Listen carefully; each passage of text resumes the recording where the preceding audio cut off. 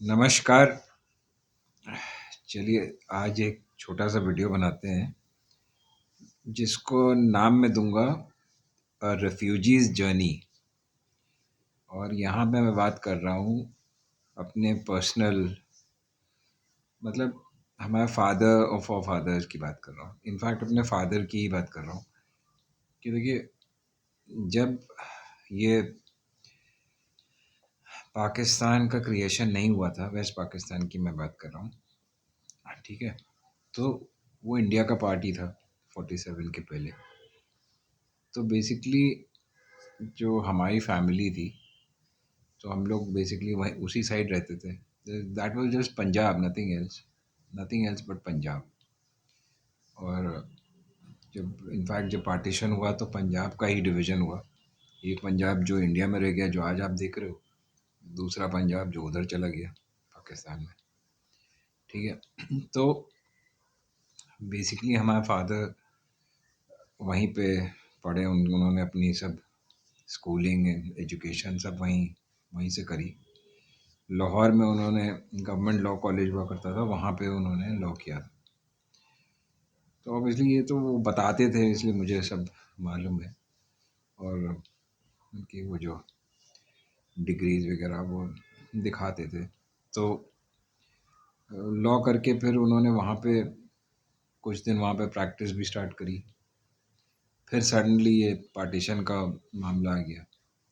तो obviously partition की भी बहुत इंटरेस्टिंग कहानी है। उन्होंने किस तरीके से अपनी फैमिली को सबको लेकर के आए, वहाँ से दिल्ली आए पहले, और फिर मतलब अपने फादर को और मदर को लेके आए। प्लेन इनफैक्ट वहाँ से चार्टर किया था। और कुछ अपने जैसे जो उनके भाई बहन थे उनको भी लेके आए, और अपने जो बच्चे थे उनको भी लेके आए, जो उस टाइम वो थे। मतलब मेरा जन्म तो यहाँ पे हुआ इलाहाबाद में, तो हम तो थे नहीं ये सब के बीच में, कियोस्क के बीच में। मगर जो मुझे पता लगा, जो उन्होंने बताया, तो बेसिकली उसके बाद दिल्ली आए। तो दिल्ली में देखिए, he was the eldest son, my father. नाम था उनका रामलाल गुलाटी। तो फिर उनको he had to make a choice कि भाई कैसे क्या करना है। Obviously he was not like वहाँ पे पाकिस्तान में भी, ये जो अब पाकिस्तान बन गया, उस टाइम उनका वो हिंदुस्तान लीवर का डीलरशिप वगैरह थी, ठीक है। और हमारे जो ग्रैंडफादर थे वो सब देखते थे, और भी फैमिली के जो उनसे छोटे जो भाई थे हमारे फादर के। तो ऑब्वियसली जब पार्टीशन हुआ तो खैर वो सब ला हुआ, तो वहीं छोड़ के सब आना पड़ा। पुश्तैनी घर वर जो था वहाँ पे भी, वो भी। मगर फिर जब दिल्ली आए तो उनको एक चॉइस करनी थी कि भाई क्या करना है। तो बेसिकली उनको हिंदुस्तान लीवर से कांटेक्ट किया, तो उन्होंने कहा कि हम आपको हिंदुस्तान लीवर की एजेंसी दे सकते हैं, मगर वो दिल्ली में नहीं है हमारे पास। उधर इलाहाबाद मिल जाएगी आपको। और एक दो और सिटीज़ के नाम बताए, वाराणसी और एक दो और। तो हमारे फादर ने इलाहाबाद चूज़ करा, क्योंकि उन्होंने लॉ किया हुआ था and he wanted to practise also Allahabad में। इलाहाबाद हाई कोर्ट हुआ करता था उस टाइम, अभी भी है मतलब उस टाइम क्या। तो ही थॉट कि चलो ठीक है, इलाहाबाद चुन लेते हैं और बिज़नेस इनको भाइयों को सेटअप करके दे देंगे, जो उनके छोटे भाई थे मतलब। और बाकी जो उनके फादर भी साथ में थे, तो ही थॉट कि चलो हम अपना प्रैक्टिस कर लेंगे लॉ की, और ये लोग अपना, इनको हम बिज़नेस में जब तक हेल्प चाहिए हेल्प कर देंगे सेटअप करने में। तो एक्टिंग ऑन दैट एडवाइस, मतलब ऑन दैट थॉट, वो उन्होंने फिर यहाँ पे आके हिंदुस्तान लीवर की एजेंसी ले ली। और फिर वहाँ पे उस टाइम डालडा घी वगैरह उसका हुआ करता था, हिंदुस्तान लीवर का। तो वो सब वहाँ पे इस्टेब्लिश किया। और भाई को, अपने जो छोटे वाले भाई भाई थे उस टाइम, उनको बैठा दिया कि भाई तुम देखो इसको। तो ऐसे ही सेटअप हुआ, वो खुद वो अपना लग गए प्रैक्टिस में। तो इसको कहते हैं ना, स्टार्टिंग फ्रॉम अ स्क्रैच।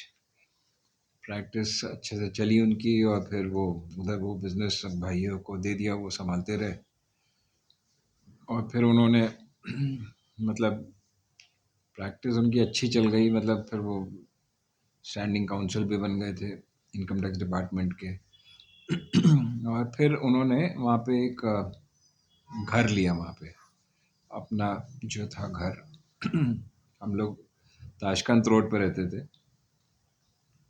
तो बेसिकली सेल्फ एक्वायर्ड प्रॉपर्टी से ही था उनका जो घर, जो उन्होंने अपने ही पैसे से ही लिया, बिकॉज तब तक वो अच्छा कमा भी रहे थे, सब कुछ था। और किसी का तो उसमें कोई योगदान था नहीं, क्योंकि बेसिकली जैसे मैंने कहा कि वो सब बहुत छोटे थे, उनको सेटअप करने में भी भाइयों भाइयों को सब फादर का ही सब उसमें वो था योगदान। फादर उनके अलाइव थे उस टाइम तक, हमारे ग्रैंडफादर, मतलब टिकाया राम गुलाटी नाम था उनका। तो उसके बाद जो है उन्होंने, जब ये एक ऑक्शन में, एक एक्चुअली उस टाइम जो है ये इवैक्यूए प्रॉपर्टी एक्ट हुआ करता था, अभी भी शायद है या पता नहीं रिपील हो गया, मुझे नहीं मालूम, शायद होगा। तो जो पीपल ऑफ मतलब इवैक्यूए मतलब जो बाहर से जैसे डिस्प्लेस होके जो लोग आते थे, जैसे हम लोग पाकिस्तान से आए थे, तो इवैक्यूए प्रॉपर्टी एक्ट का मतलब सिर्फ यही था कि भाई जो लोग जिनकी प्रॉपर्टी वहाँ छूट गई है किसी दूसरे, जैसे आप पाकिस्तान से आए हैं, तो उसके बदले में आपको यहाँ पे कुछ ऑफ़र किया जाता था। तो बेसिकली ये प्रॉपर्टी थी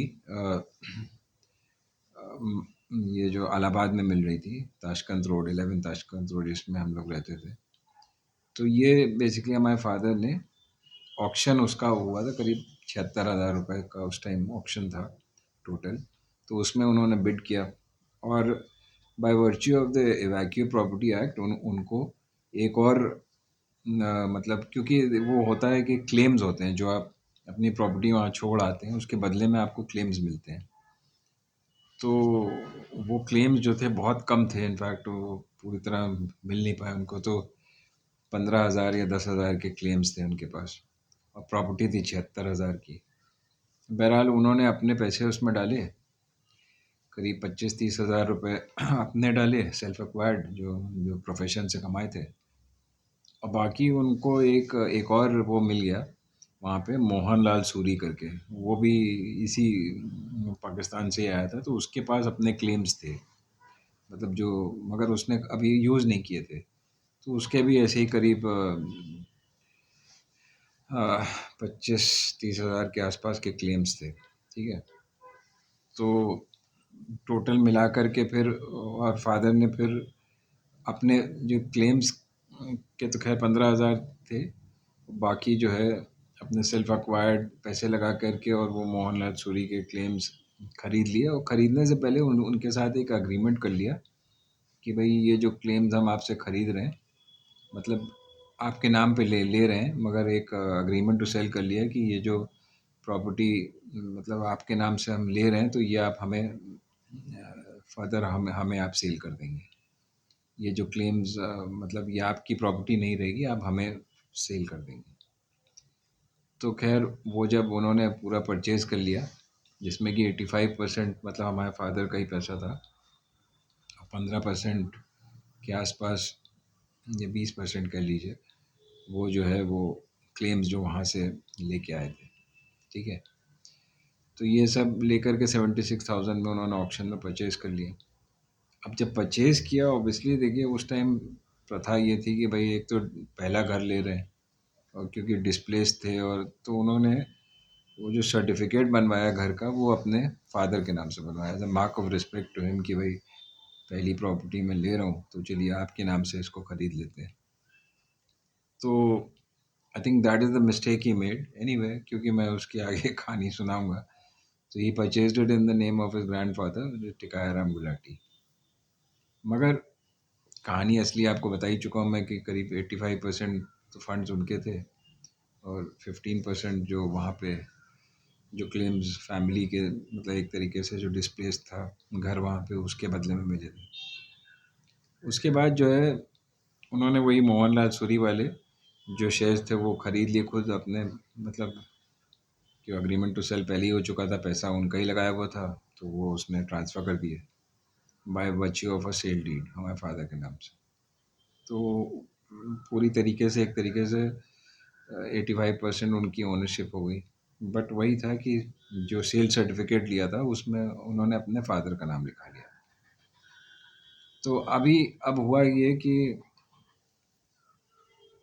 हालांकि एक चीज़ इसमें और है कि भाई वो जो 15% के वो रह गए थे उसमें अगर फैमिली बाकी फैमिली जो उनके भाई बहन थे और जो लोग भी थे उनको भी कंसिडर कर लिया जाए तो उसमें भी हमारे फादर का ही हिस्सा तो था ही, वो फैमिली के पार्ट तो थे ही। जैसे अगर 10 लोग थे तो उसमें से मतलब उनका हिस्सा प्रोपोर्शनेटली जो भी बन रहा था उसमें। तो बहरहाल फिर वो बढ़िया एक तरीके से बहुत आलीशान घर था, मतलब दो दो सवा दो एकड़ में और in the prime locality Civil Lines में। और उस पे जो है वो अपना चलता रहा मामला। और उसके एक दो इश्यूज और शुरू में आए थे कि मतलब उसमें जो कोई चीफ जस्टिस रहते थे, कोई मलिक उस टाइम, वो खाली नहीं कर रहे थे, फिर बड़ी मुश्किल से उनसे खाली कराया गया। फिर हमारे फादर को पोजीशन वगैरह मिला। एनीवे, तो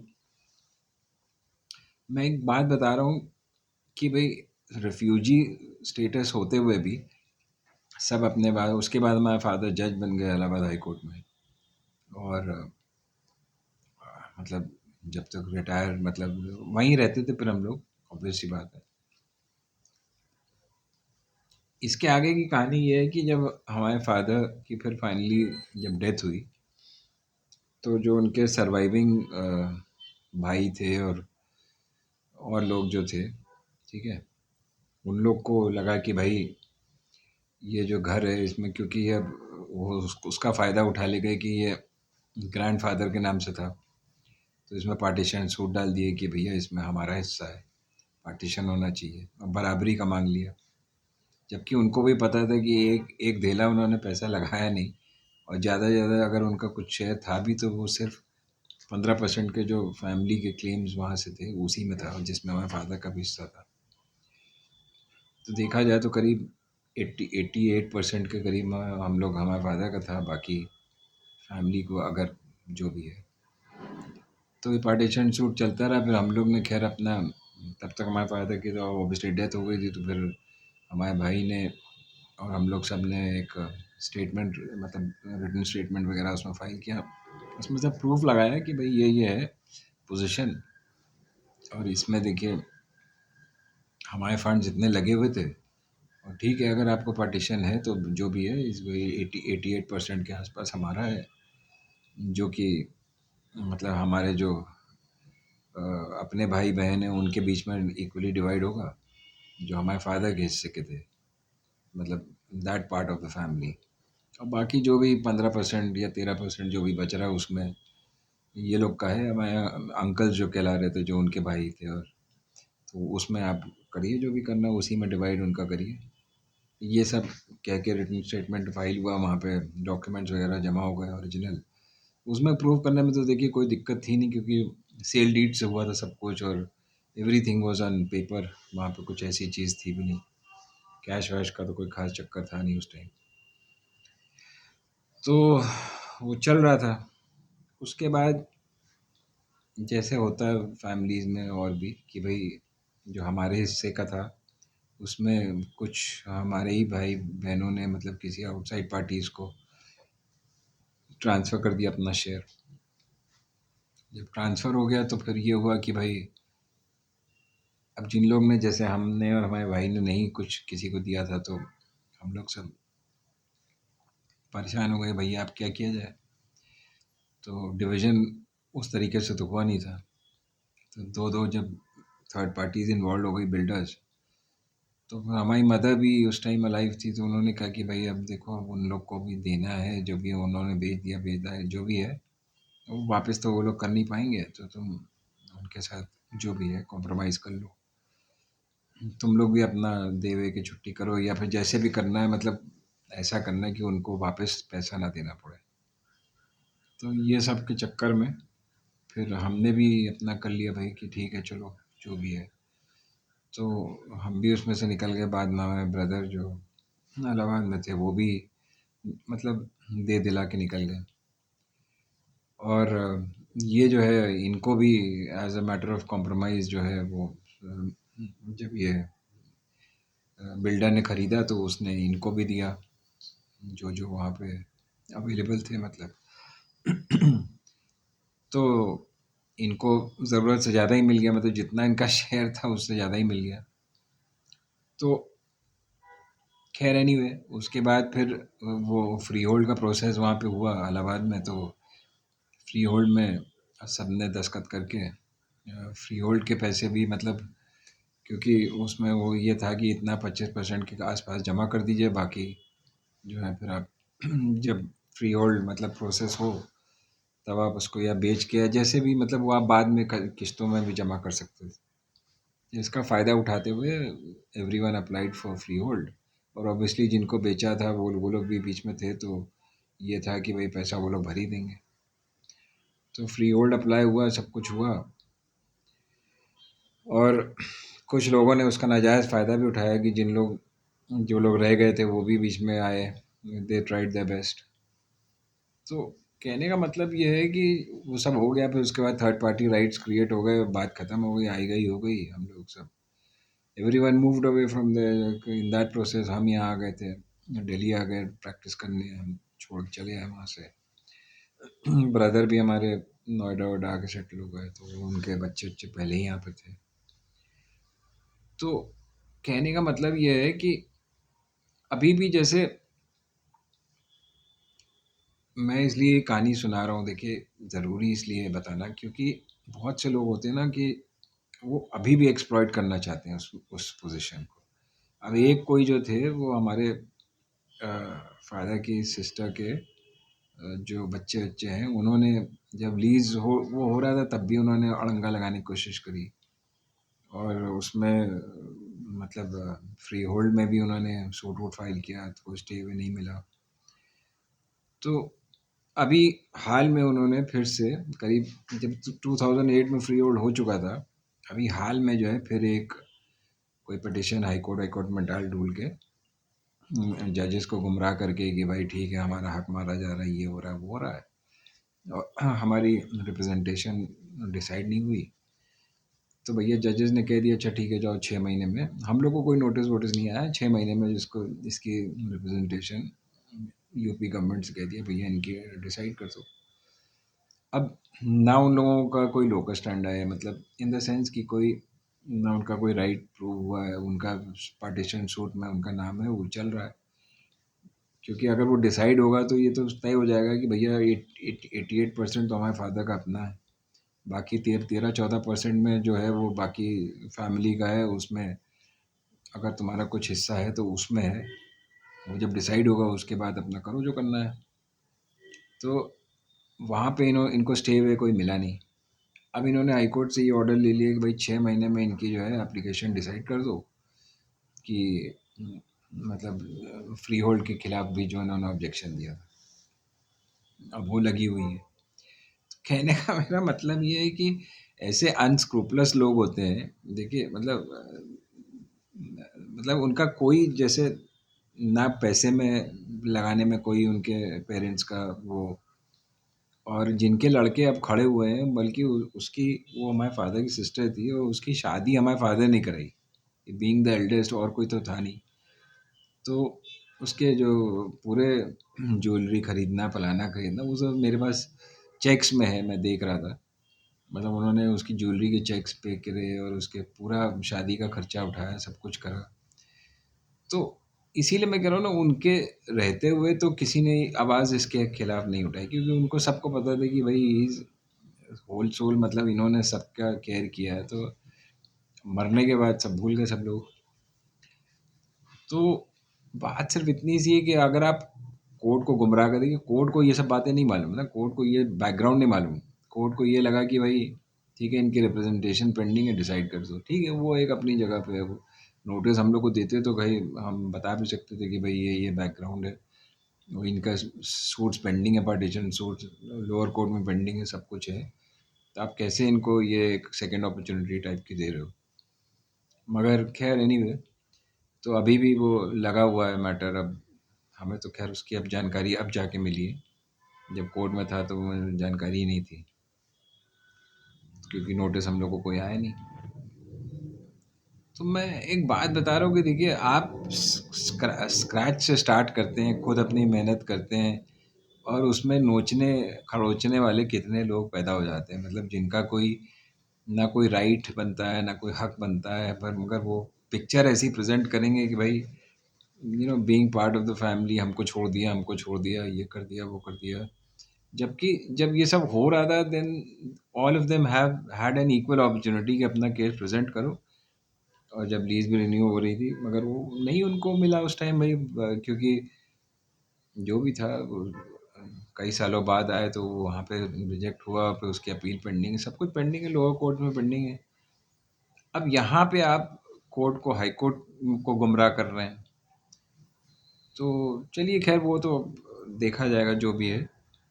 मैं इस बात को यहाँ इसलिए हाईलाइट कर रहा हूँ कि जब जो लोग जैसे आज कहते हैं ना कि अनस्क्रूपलस, जो कि आप सब चीज़ से बच सकते हो, मगर अनस्क्रूपलस लोगों से बचना बड़ा मुश्किल है।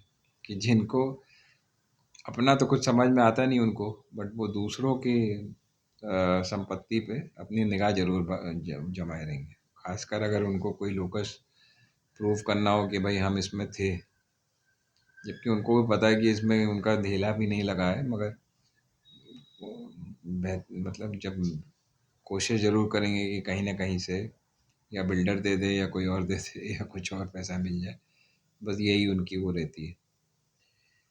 तो ये बताने का मेरा मकसद सिर्फ इतना था कि देखिए, एक तो वहाँ से बिल्कुल एक तरीके से खाली हाथ वहाँ से आए, इंडिया में अपना पूरा वो किया, सब ब्रदर्स सिस्टर्स को सबको सेटअप किया, और अपनी मेहनत से घर खरीदा, अपनी मेहनत से इज्जत कमाई, अपनी मेहनत से जज बने।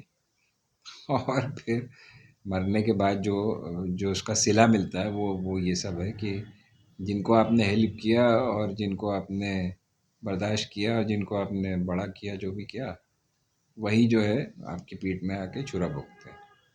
या मतलब आपके जाने के बाद ये सब करते हैं, क्योंकि उनके रहते तो सबको पता है कि भाई ये तो मतलब हमारे लिए इतना किया, तो हम कैसे अब अभी अभी वो करें। तो ये है दस्तूर जो है इस वर्ल्ड का, या इस खासकर आई थिंक इंडिया में ज़्यादा ये प्रेवलेंट है, मैंने देखा है। बाहर तो इतना ही सब होता नहीं। तो अचानक मैंने सोचा इस साल के एंड होने से पहले ये कहानी भी रिकॉर्ड होनी बहुत ज़रूरी है, कि जिन लोगों को पता नहीं है या जिन लोगों ने जाने अनजाने में ये सब कर दिया है, उनको भी मालूम रहना चाहिए कि उनकी सच्चाई क्या है और वो कितने पानी में है। चलिए अगले उस पे एक नया वो करते हैं। और थोड़ा लंबा हो गया वीडियो, बट ठीक है। जय हिंद, जय भारत।